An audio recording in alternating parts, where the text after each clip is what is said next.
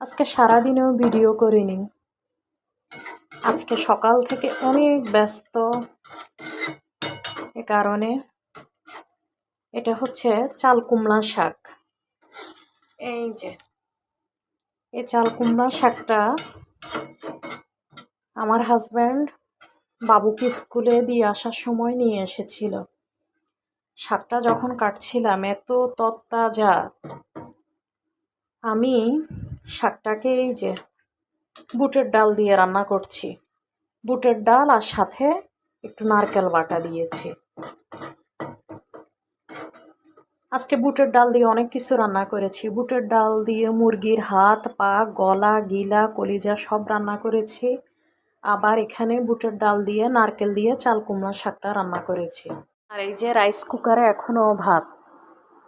এই ভাতটা হইতে এত দেরি হয়, আর দেরি হওয়ার কারণ হচ্ছে এটা আমাদের গ্রাম থেকে নিয়ে এসেছে দেশি চাল।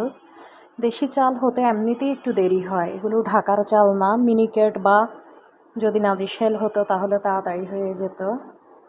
এটা হচ্ছে আলহামদুলিল্লাহ, এটা হচ্ছে আমার বাবার বাড়ির থেকে আনা আমাদের ঘরের চাল।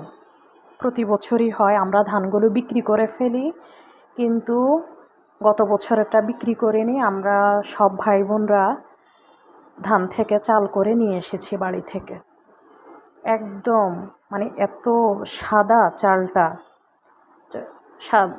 যখন ধুই ময়লাও কম, এরপরে কালো না, ময়লা নেই কোথাও। ভাতটা যখন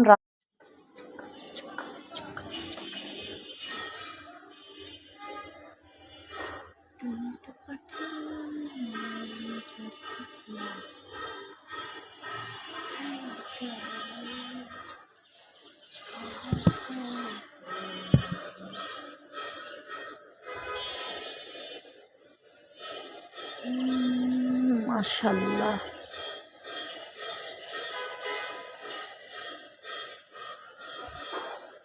কত সুন্দর আকাশ।